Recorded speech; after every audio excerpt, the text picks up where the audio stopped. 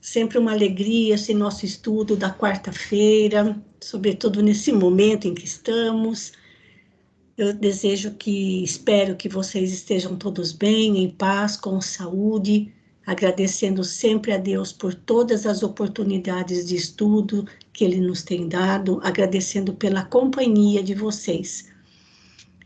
E como sempre, nós desejamos que as leituras desta noite possam trazer muitos esclarecimentos para nós, mas, sobretudo, possam igualmente nos fortalecer, encorajando-nos, dando bom ânimo, confiança e esperança.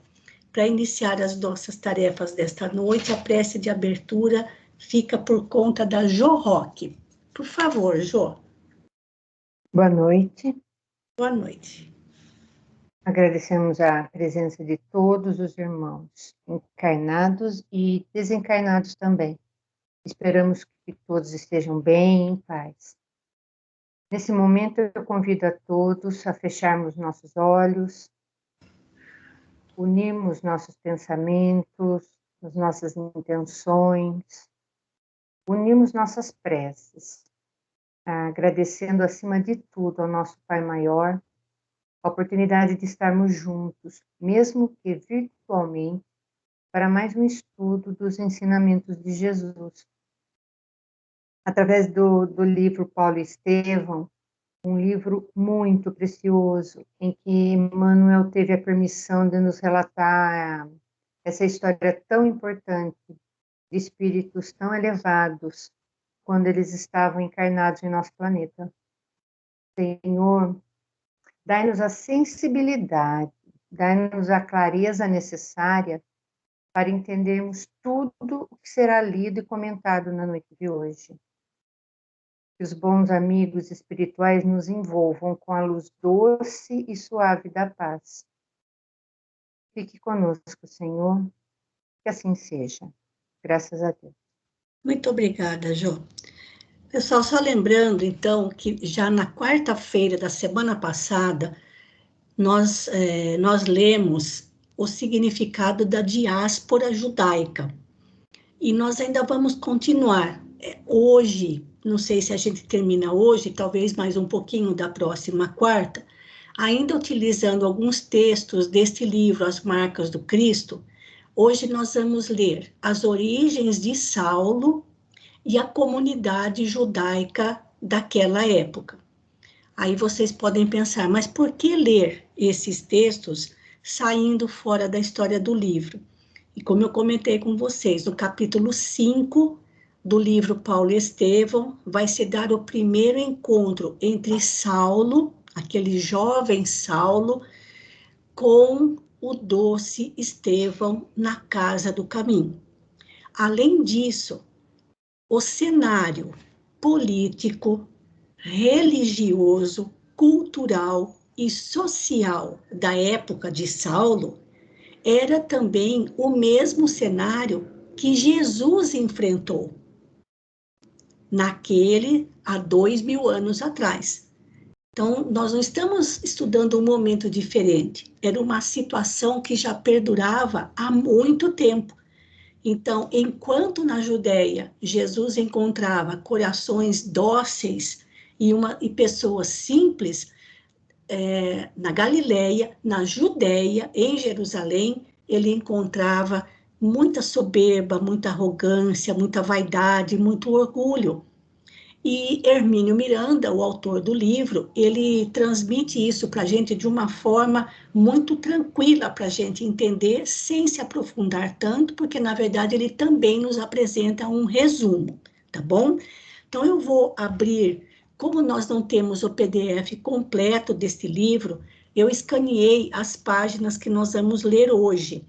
E assim, às vezes alguma página saiu meio torta, mas dá bem para a gente acompanhar. Eu aumentei bastante o tamanho da letra, porque o próprio livro tem letrinha miúda.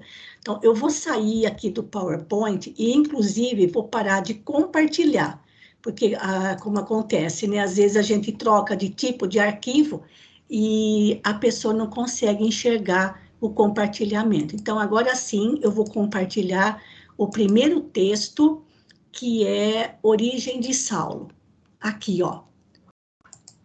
Tá? Então, as origens de Saulo é, eu acho que uma página e meia, mais ou menos, e quem vai começar a leitura para nós é o Murilo. Pode começar, Murilo. Tá dando para enxergar bem aí? Tá sim. Bom, boa noite a todos. Boa noite. O homem e a obra. As origens de Saulo. Não podemos deixar de identificar em tudo isso as minúcias de um planejamento transcendental que parece ter tudo previsto, colocando cada um no seu papel exato, no tempo preciso e no local predeterminado. Só um momentinho, Murilo. Não podemos deixar de identificar em tudo isso a que ele se refere é a diáspora judaica, né? É o nome dado para a expansão das comunidades judaicas em outras localidades fora da Palestina dos tempos de Jesus. Então, ele está continuando, porque o último texto era realmente a diáspora. Pode continuar, então. Saulo teria necessariamente de nascer em Tarso. Era uma cidade cosmopolita, que, como porto de mar, ficava exposta a toda a influência externa. De tradição grega, pois se acredita ter sido uma colônia jônica nos seus primórdios, era, no entanto, ao nascer ali, o então futuro apóstolo, território romano. Paulo teria infalivelmente de ser um homem internacional e, ao mesmo tempo, profundamente judeu.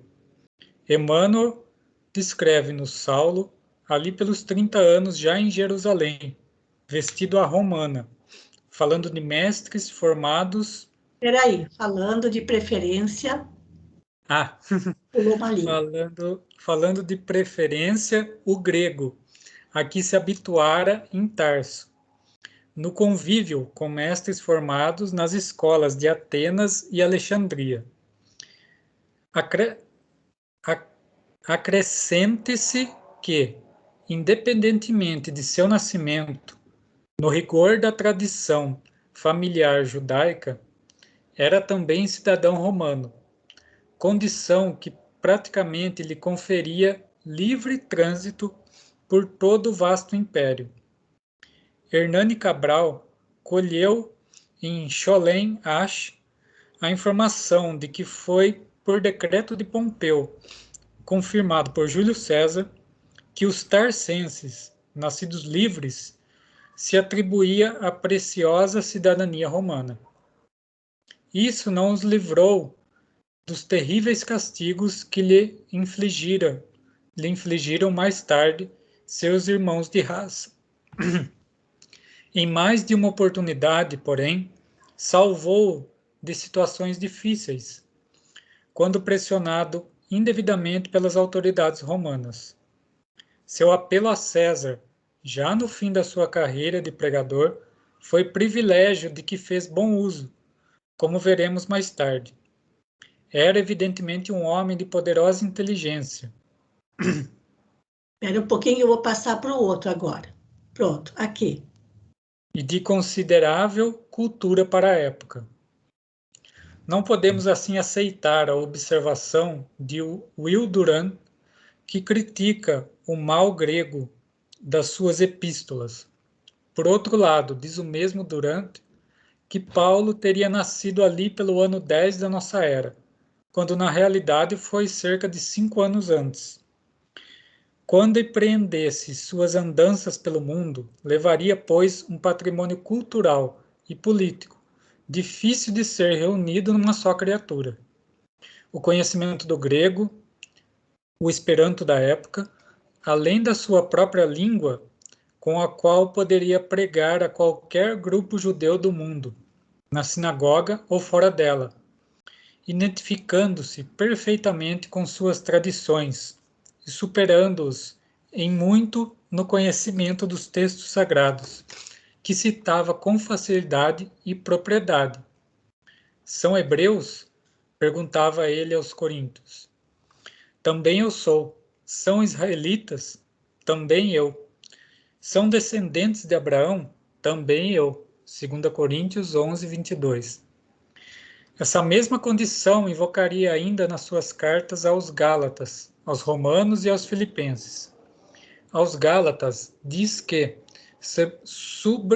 sobrepunha-me no judaísmo a muitos de meus compatriotas contemporâneos, superando-os no zelo pelas tradições de meus pais.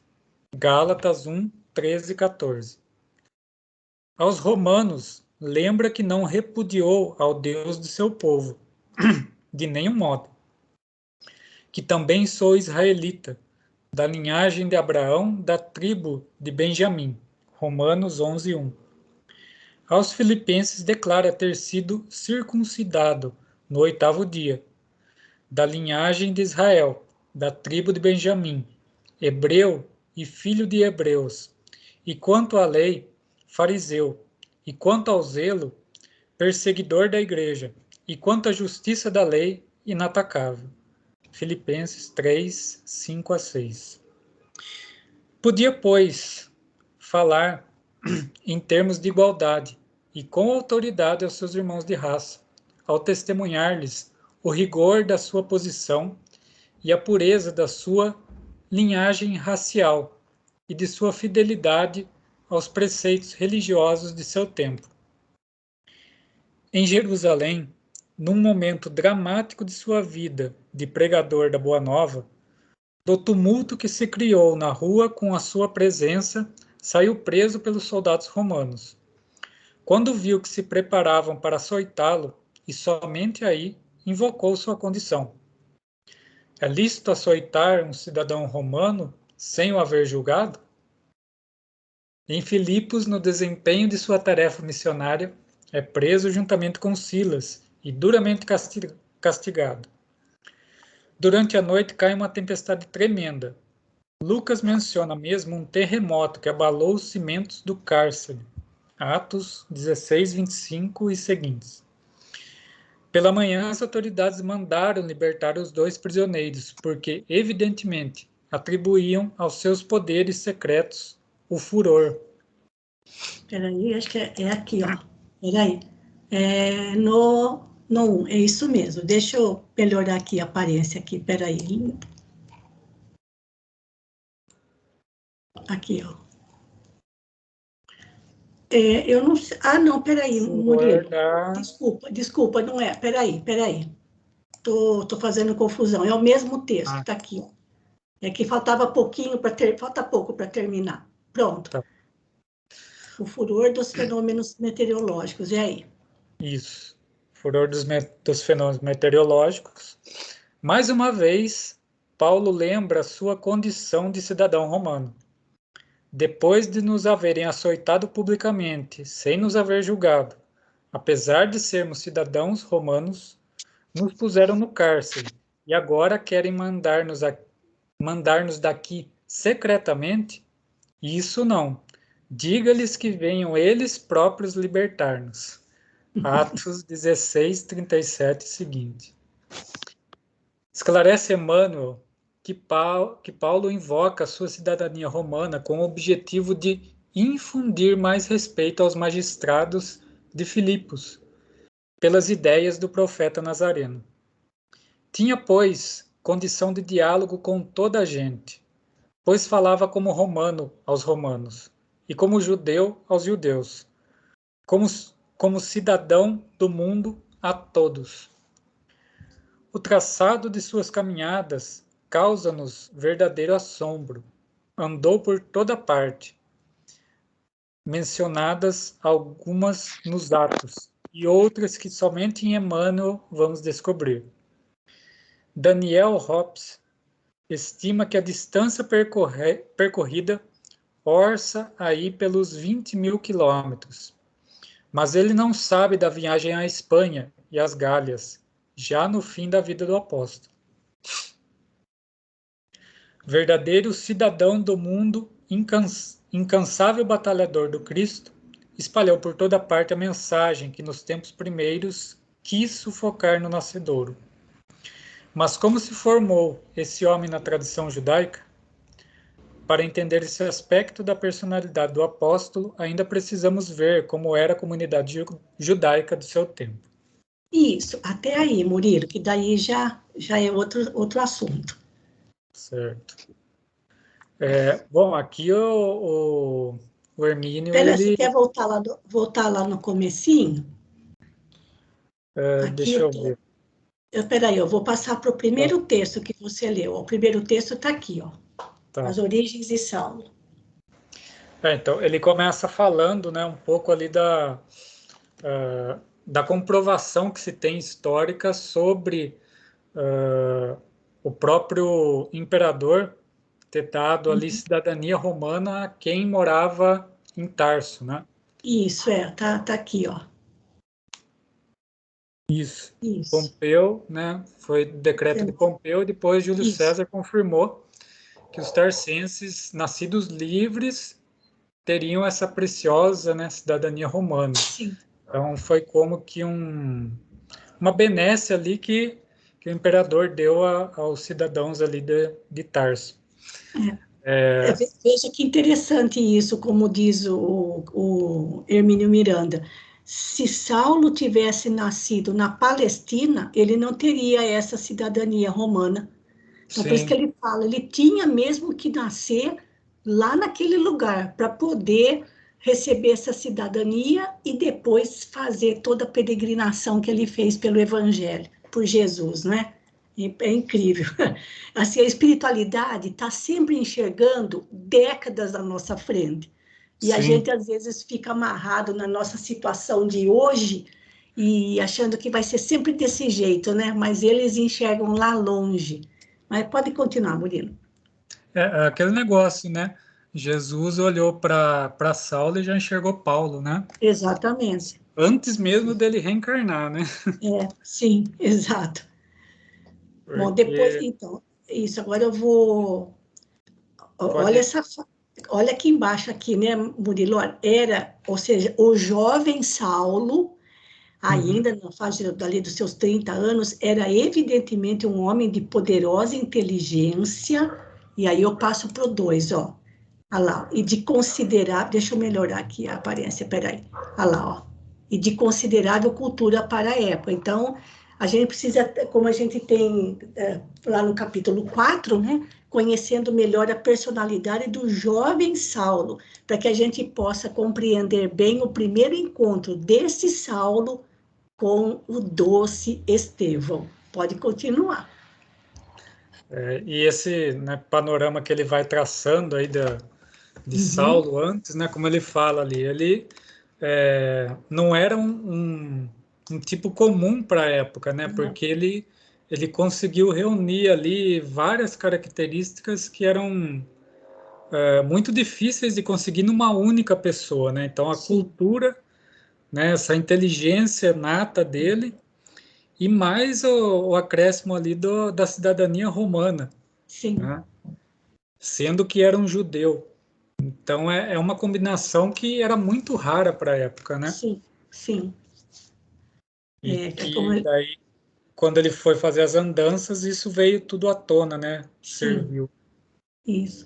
Eu gostei do pedacinho que ele falou assim, olha, não, acho que é no outro pedacinho, pera ali, quando ele fala é para cá, ó, é que daí é o próprio Saulo que fala, quando ele fala que ele sabia comportar-se como romano em meio aos romanos, judeu junto com os judeus, eu não estou conseguindo ver onde que está escrito isso, não lembro aqui, ó, É que peraí. aqui ele fala um pouquinho pelos atos ali na própria palavra de Isso, Saulo, né? isso. Deixa Que eu ele se ver. apresenta a cada um conforme a Aham, necessidade. certo. Mas acho que é no outro PDF mesmo que No, fala. esse aqui eu estou na segunda parte. Ah, Acho que então é aqui. mais aí para o fim, ó. Um É. pouco mais para Ah, tá cima. aqui, ó. Tá aqui em cima, ó. Aqui, ó, esse pedacinho, ó. Tinha, pois, condição de Isso. diálogo com toda a gente. Isso. Esse é o incrível Saulo, né? Que tinha, como assim, um patrimônio cultural, político, religioso, tudo numa só. Era um combo completo, né? Como a gente diz hoje. Era um combo completo. Então ali, né? Pois falava como romano aos romanos, como Sim. judeu aos judeus e como cidadão do mundo a todos, né? Uhum. Então ele sabia se adequar, né? Ele tinha essa podia até dizer que Saulo era um pouquinho brasileiro, porque ele tinha se gingado aí para ir Isso, se adaptando conforme isso, a música isso. tocava É. e conseguia até se livrar de situações, né?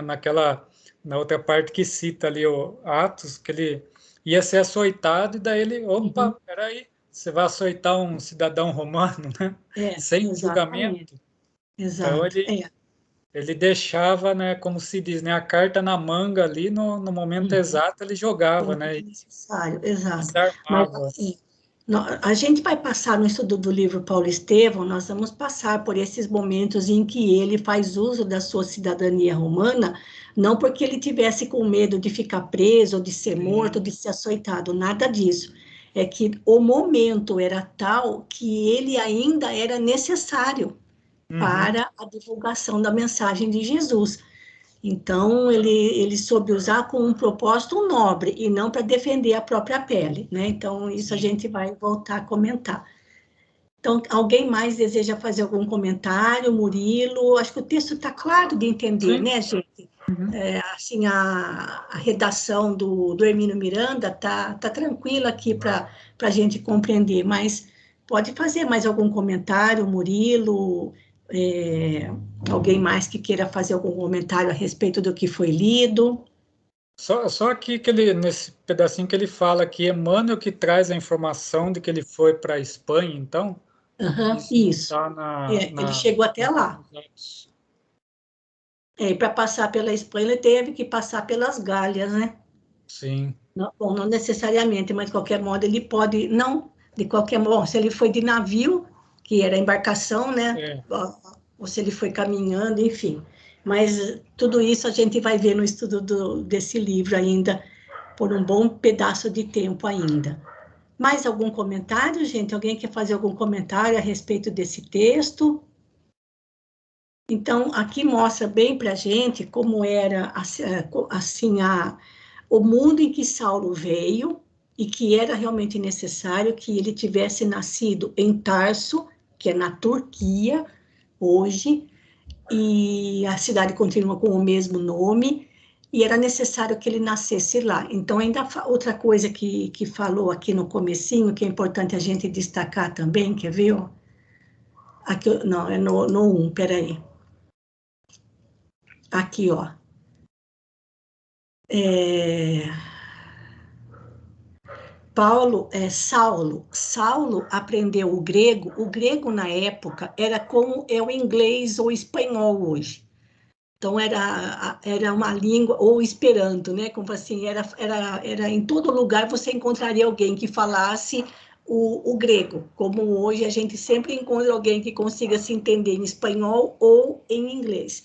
Então, ele aprendeu o grego com os seus professores, que, por sua vez, eram mestres que tinham se formado nas escolas de Atenas, na Grécia, e Alexandria, no Egito, que era o suprassumo da intelectualidade na época, tá bom? Mais alguém quer fazer algum comentário? Bom, gente, como diz aqui no finalzinho desse texto, a pergunta que o Hermínio Miranda coloca aqui para a gente, olha, como se formou esse homem na tradição judaica? Então, nós precisamos conhecer um pouco mais como era a comunidade judaica da época de Paulo, de Saulo, o que equivale dizer que era a mesma comunidade em que Jesus viveu entre nós, não o pessoal da Galileia, mas o pessoal que vivia na Judéia, mais especificamente em Jerusalém. Porque eu não sei se vocês se lembram que Emmanuel denominou Jerusalém como uma metrópole da sua época. E era o centro do judaísmo. Então, nós precisamos, conhecendo o mundo em que Saulo e Paulo viveram, nós vamos entender também é o mesmo cenário enfrentado por Jesus, quando ele veio entre nós. E isso ajuda muito a gente nos estudos do Evangelho, a compreender, às vezes, por que ele falou determinada palavra, por que ele teve determinado gesto. Então, o que a gente vai começar a ler daqui para frente é o mesmo cenário enfrentado por Jesus, sobretudo em Jerusalém, tá bom? Então, muito obrigada, Murilo. A próxima leitura seria para a Elaine, mas ela tinha um compromisso hoje à noite e não pôde participar, então eu já passo a leitura para o Albertin. Por favor, Albertin, aqui começando nesse, depois acho que tem mais 3 páginas, se ficar muito comprido, né, começar, e outra assim, não dá para a gente ler de cabo a rabo. Então, a cada trechinho que você achar interessante dar uma parada para a gente comentar é melhor, tá bom? Pode começar. Boa noite a todos. Boa noite. A comunidade judaica. Com a morte de Herodes, o Grande, no ano 4 a.C., seu reino foi dividido entre seus 3 filhos. Coube a Filipe, a Batânia, a Herodes Antipas, a Pérsia, além do Rio Jordão, e a Galiléia, ao norte onde ficavam, entre outras vilas, Tiberias e Nazaré. Arquelau ficou com os Samarites, a Idumeia e a Judéia, onde se incluíam grupamentos humanos que se inscreveram para sempre na história. Belém, Hebrom, Beersheba, Gaza, Gadara, Emaús, Jope, Cesareia, Jericó e a própria Jerusalém. Isso. Tudo isso na Judéia. Tá bom? Isso, né? A gente já está até identificando alguns locais aí que, durante os nossos estudos, eles são citados, sim, né? Sim. E olha que coisa interessante que o Hermínio Miranda cita aqui, gente, que Herodes o Grande, houve um erro realmente no calendário, ele desencarnou 4 anos antes do nascimento de Jesus. Então, quando Jesus nasceu, pela contagem do tempo, como é colocada hoje, Herodes o Grande já tinha morrido. Então, se ele já tinha morrido, não aconteceu a matança dos 200. Então, a gente já estudou isso, a gente já passou por isso. Então, na verdade, Jesus teria nascido de 4 a 6 anos antes da data que está estipulada. Então, o que significa isso? Que, considerando esse erro, ao invés de nós estarmos em 2021, nós estaríamos aproximadamente já em 2027. Tá? Esse erro foi constatado, mas acabou deixando como ficou, para não embaralhar mais as coisas ainda. Pode continuar, Albertinho. Sim. A população era mista. Algumas cidades eram sujeitas predominantemente à influência grega, outras à da Síria. Os gentios dominavam as cidades costeiras, exceto Jope e Jânia, e a região... Espera lá, agora eu vou mudar de texto. Aqui, ó, a região de Decápolis, é essa aqui, ó. Região da Decápolis, as 10 cidades do Jordão. As vilas do interior eram quase totalmente judias. É fácil, pois, entender as rivalidades ideológicas e os inúmeros e frequentes atritos, pelo desgosto profundo e, às vezes, intolerável que causava aos judeus ortodoxos a convivência com povos de outras raças e costumes, numa terra que todos consideravam como sua por direito divino. Bom, eu vou fazer um comentário aqui mesmo, né? Pode comentar. Que fala do judeu ortodoxo, eles já tinham esse tipo de preconceito de ter que dividir algo que eles achavam de direito divino que era deles, dividir com outros povos, né? Certo. Então, assim, para a gente fazer essa comparação, né? Eu tenho sempre na mente o que o seu Vilmar falava nas palestras dele, como estamos melhores hoje, né? Porque foi até bom você ter comentado isso, Albertinho, porque esse texto vai mostra para a gente que certas coisas assim mudou o cenário, né? Mudou o exterior, vamos dizer, o cenário mudou, mas o homem moralmente, em muitos aspectos, ainda continua deslizando nos mesmos erros aí da intolerância. E como o Emílio Miranda disse no parágrafo anterior, já estava uma mistureba total lá na Palestina. Não eram só judeus, né? Interesses vários acabava fazendo com que as pessoas começassem a se misturar com quem não era judeu, né? E isso era um verdadeiro horror para os judeus ortodoxos. O ortodoxo é que ele é puro na sua tradição e no que está escrito, né? Pode continuar. Não vai crítica nisso. É o mero reconhecimento de um fato e precisamos situá-lo na sua exata perspectiva e compreensivamente em virtude do contexto daqueles tempos. Sim. A existência comunal judaica era totalmente dominada pelos preceitos religiosos, dentro de rígidos códigos de moral, de higiene e de hábitos alimentares escrupulosamente respeitados. As transgressões eram punidas com extremo rigor.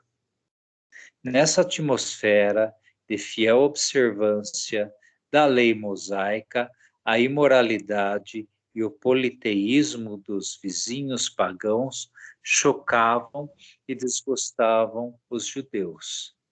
Era natural que surgissem atritos ditados pelo intransigente objetivo de preservar a pureza doutrinária do judaísmo. Né? Isso. Então, quando você quiser comentar, pode falar, viu?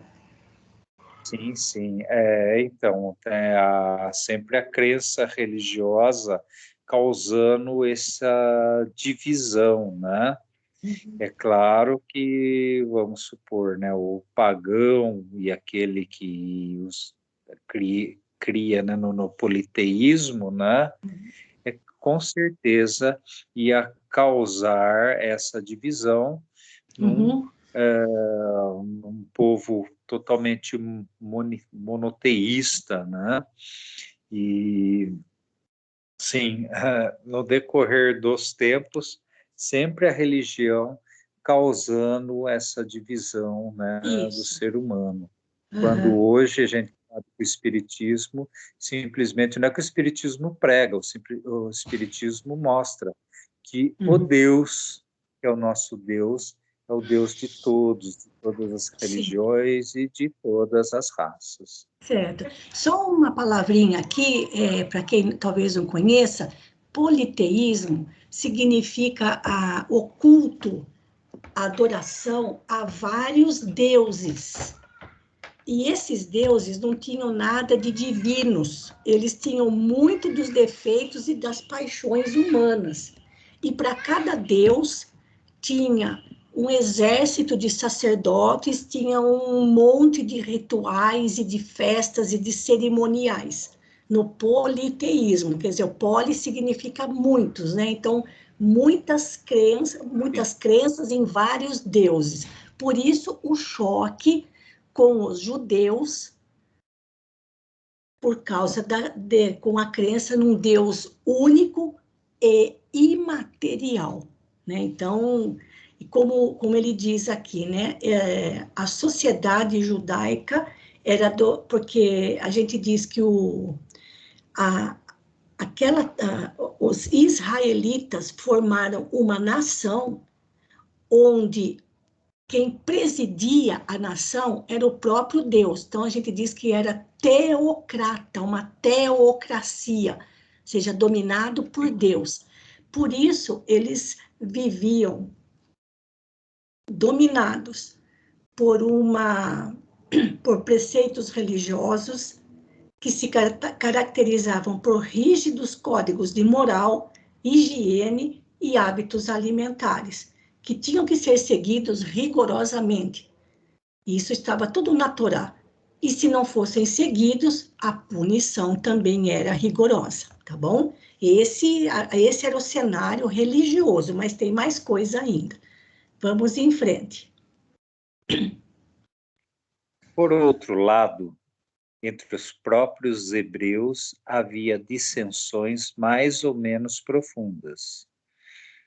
Os judeus da Judéia desprezavam os galileus, enquanto esses criticavam aqueles pela escravidão, as minúcias da lei. Divergências sérias persistiam entre judeus e samaritanos.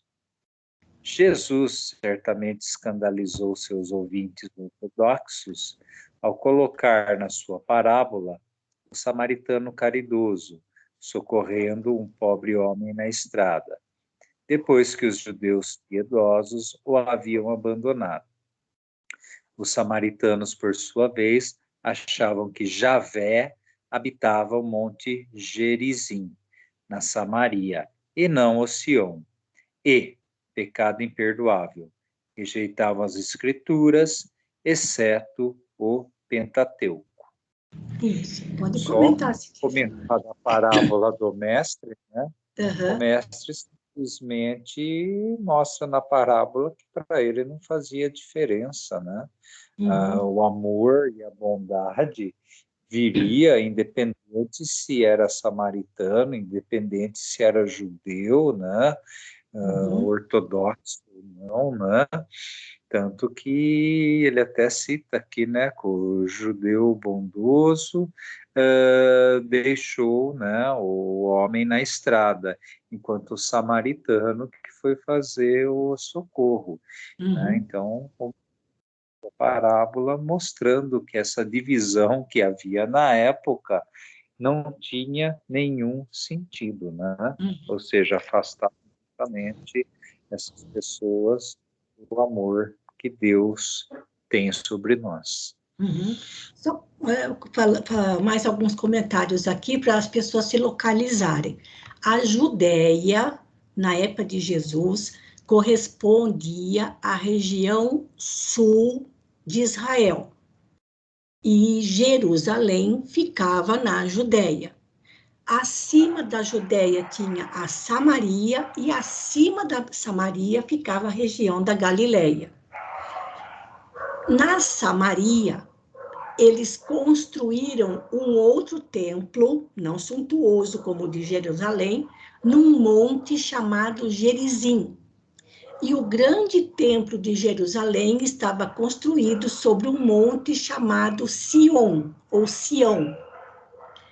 E então, por isso que quando Jesus encontra com a mulher samaritana, aí Jesus fala que que Deus seria adorado em espírito e não em Gerizim nem em Sion. Ele fala isso naquele encontro com a mulher samaritana no poço de Jacó.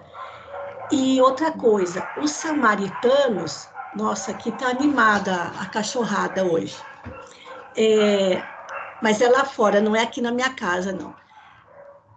Os samaritanos, eles aceitavam somente o Pentateuco. O Pentateuco são os 5 primeiros livros da Bíblia. O Gênesis, Êxodo, Levítico, Números e Deuteronômio. Eles não aceitavam os livros dos cânticos, dos provérbios, os livros dos profetas.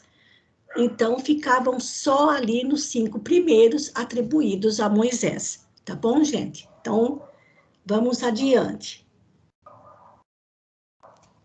Pode continuar, Albertinho, mais um pouquinho. Um sentimento unânime, porém, predominava em todas essas facções que se desprezavam mutuamente.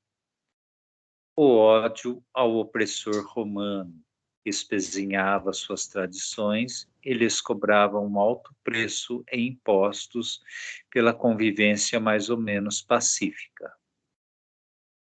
Viviam na Palestina, nos primeiros anos da nossa era, cerca de 2.500.000 habitantes, dos quais 100.000 em Jerusalém. A língua mais comum era o aramaico, enquanto que os mais cultos, especialmente os sacerdotes e rabis, conheciam o hebraico. O veículo da comunicação oficial entre autoridades, estrangeiros e escritores era a forma popular do grego, chamada koiné. Isso. É interessante esses números, né? Que ele coloca. Sim. Aí, que hoje, e Emmanuel mesmo assim chamava Jerusalém de metrópole. Alguém quer fazer algum comentário antes da gente continuar mais um pouquinho? Então, vamos indo. Pode continuar. Só vou comentar, né, o inimigo comum de todos, apesar de eles viverem, né, brigando com o outro, mas eles tinham o inimigo comum, o romano, isso. Né? Certo. Para a gente contextualizar, né?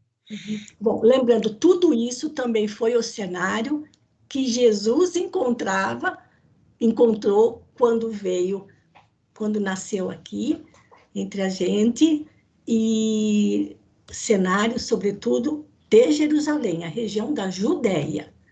Pode continuar.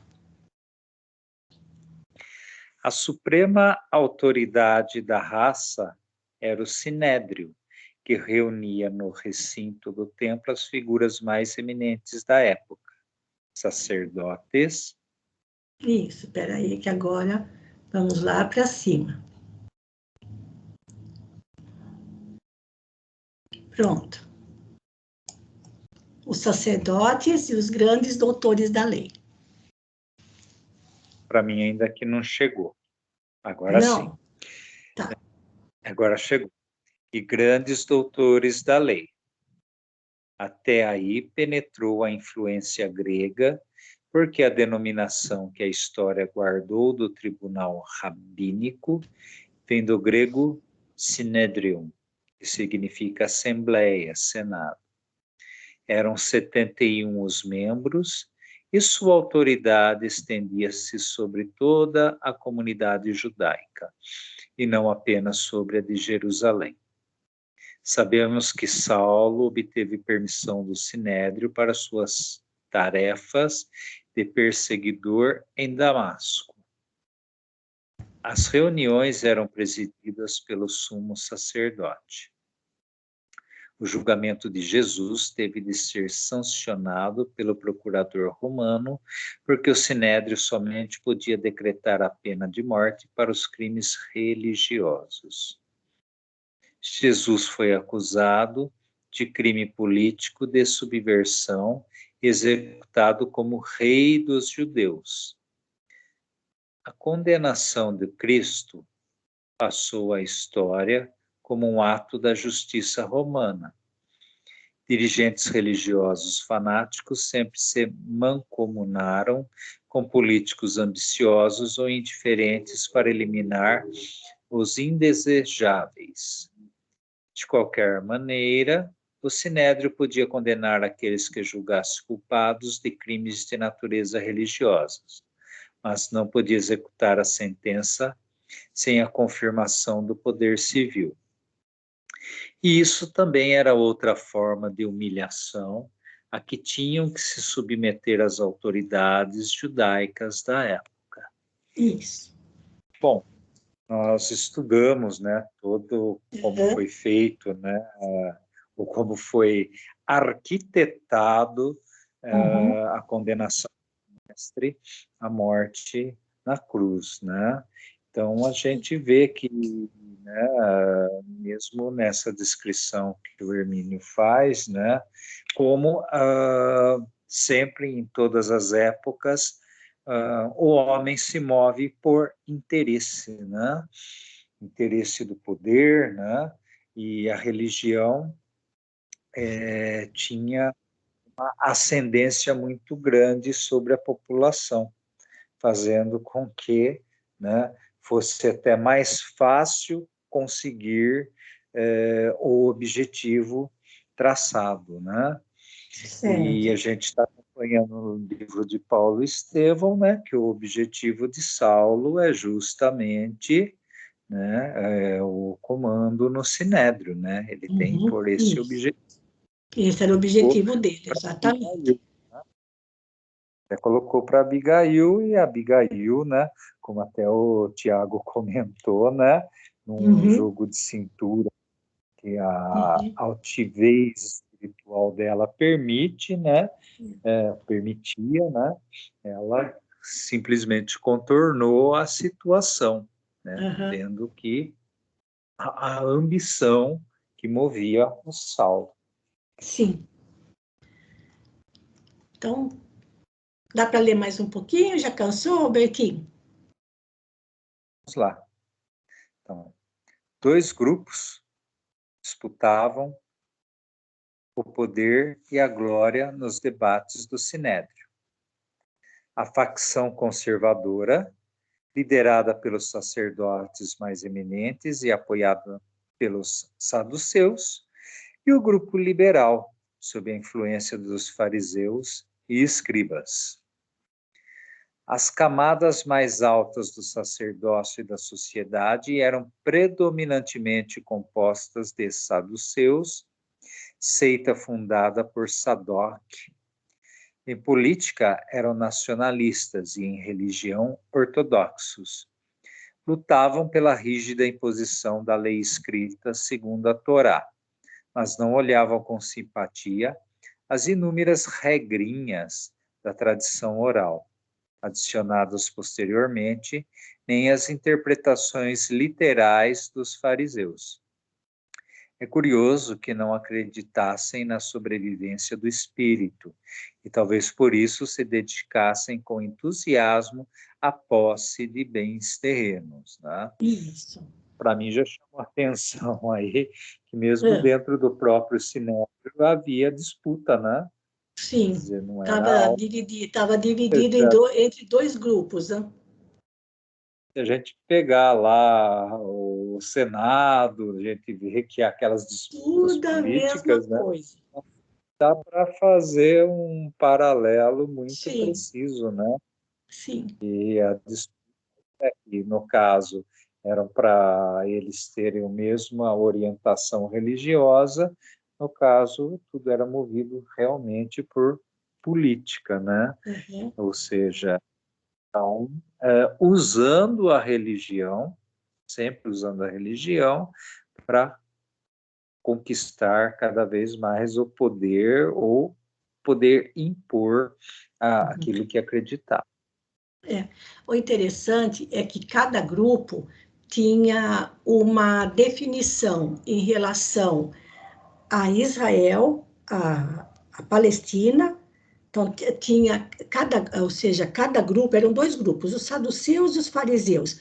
Cada um tinha a sua interpretação religiosa e a sua consideração política em relação à Palestina.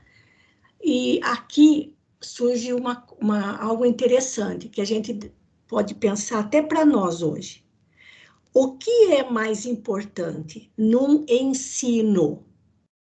O que está escrito ou aquilo que é ensinado oralmente? Nos termos de hoje, para um aluno, o que é mais importante? O que está escrito no livro ou aquilo que o professor explicou em sala de aula? Essa era a briga também entre saduceus e fariseus, porque os saduceus, eles seguiam somente o que estava escrito. E eles mesmos diziam, todos os patriarcas já morreram, todos os profetas já morreram, então nós não vamos ouvir Não é mais possível ouvir os ensinamentos orais, a tradição oral que era passada por eles. Eles já morreram, nós ficamos só com o que está escrito. Já os fariseus, além de seguirem o que estava escrito na Torá, nas escrituras dos profetas, eles também inventaram um monte de regrinhas que diziam eles terem sido trazidas da tradição oral. E eles eram fiéis e ferrenhos a essa tradição oral. Tem muitos exemplos, aliás, tem muitas passagens no Evangelho onde Jesus toca nesse ponto, como os fariseus, que inventaram regras que não constam das leis divinas. Era a invenção deles. E eles seguiam à risca. E os saduceus não. Tá? Então, é importante para a gente saber essa linha de interpretação religiosa também, porque Jesus, aí a gente entende melhor por que Jesus falava uma coisa para os fariseus e às vezes dizia outra para os saduceus. Tá bom? Isso. Então, vamos lá. Os fariseus consideravam-se mais puros, em vista do rigor com que observavam todas as prescrições da lei, interpretada nas mais extravagantes minúcias da tradição. Por isso, evitavam misturar-se aos saduceus que, por certo, consideravam impuros. A designação de fariseus foi-lhes dada pelos saduceus e significa separatista, dado que não queriam mesclar-se com os outros. Isso. Então, lembrando que foi para os fariseus que Jesus disse: eles parecem como túmulos caiados de branco por fora e cheios de podridão por dentro, porque eles seguiam à risca a tradição oral dos antigos profetas e levavam ao pé da letra o que estava escrito na Torá. Né? Pode falar, Albertinho. É exatamente isso, né? Ou seja, a designação separatista é perfeita, né? Sim, Porque sim. Raças, né, mais recentes também que se consideravam superiores, se consideravam mais, né? Sim, E teve sim. todo o holocausto, etc. e tal. Então é um mal que Isso. de tempos Uhum. né, de aquele povo se considerar superior ao outro, né? Sim. Quando é isso. Isso. Vamos só mais um pouquinho para continuar, então, que agora eu vou ter que trocar de arquivo de novo. Espera aí. Nós estamos na parte 1, vamos para a parte 2 agora, aqui, olha. Mais um pouquinho, ó. Mais um pouquinho, Com a pode continuar. intenção de aplicar a lei em todo o seu rigor e preservar a pureza ritualística, acrescentaram uma infinidade de recomendações que a tradição oral guardava fielmente. As dúvidas eram resolvidas pelos sábios e eminentes rabis. Visavam com isso a preservação da raça, evitando que fosse assimilada por outros povos. E assim foi realmente, porque com a destruição do templo, no ano 70 da nossa era, os sacerdotes perderam sua influência, os saduceus desapareceram e foram os fariseus, com a sua rigorosa observância dos preceitos legais, que preservaram as tradições, os costumes e os ritos que mantiveram os judeus ligados a um ideal comum, onde quer que estivessem, através dos muitos séculos de provação que os esperavam. Os rabis desempenharam na conservação dessa tradição um papel histórico que não pode ser minimizado. Isso. Pode fazer esse comentário. Com o decorrer do tempo, né, é aquele tal negócio, né, parece que o mais forte, ele permanece, e aqueles que estão com, né, os argumentos mais fracos, eles vão sumindo, eles vão saindo, né? Então,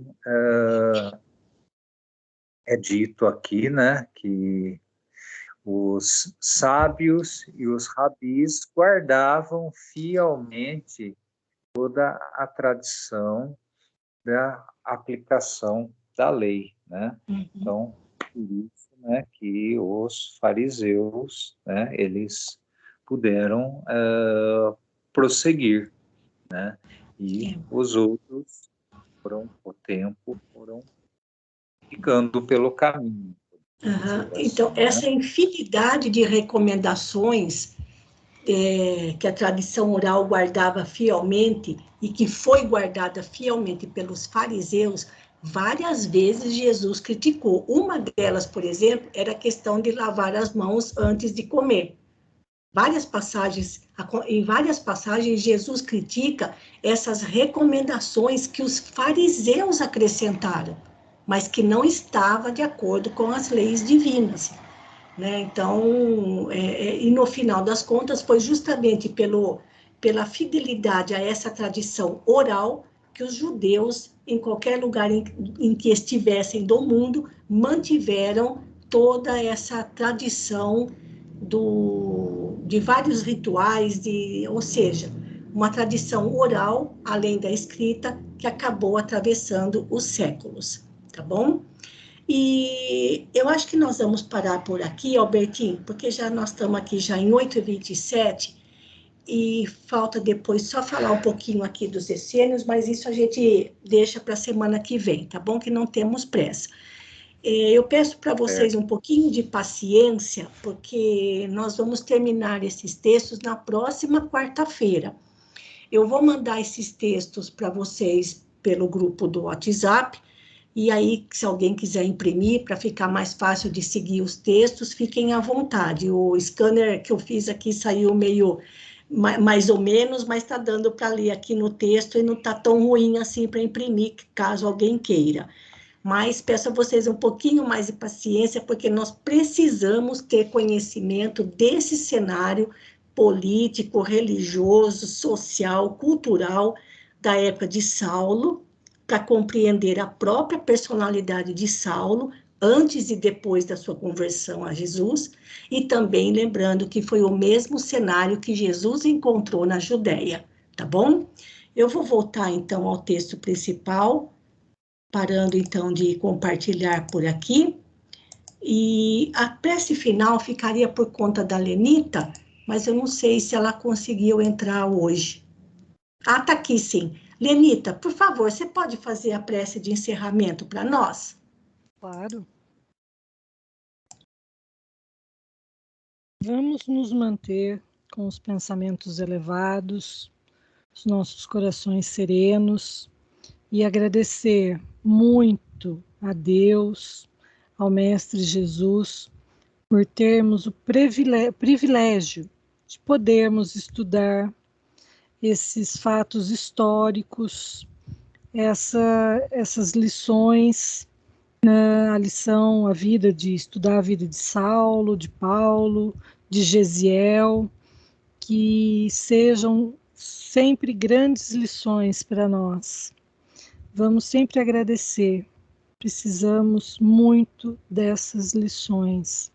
E vamos pedir a Deus que nos acompanhe, aos irmãozinhos de luz que estejam sempre conosco, nos intuindo, nos ajudando a ser a cada dia melhor, para que possamos um dia, a gente sabe que lá longe, mas que possamos ser inspiração para outros irmãozinhos, que hoje possamos estar sendo inspiração para outros irmãozinhos desencarnados, que se animem a estudar, a ver o que está acontecendo e se melhorarem também.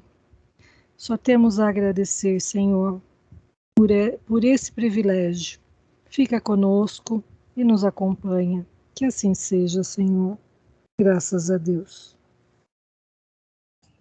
Então, mais uma vez, agradecendo a companhia de vocês, desejo a todos uma ótima noite, um bom descanso e até sexta-feira, se Deus quiser, na nossa roda de leituras. Muito obrigada, um grande abraço a todos.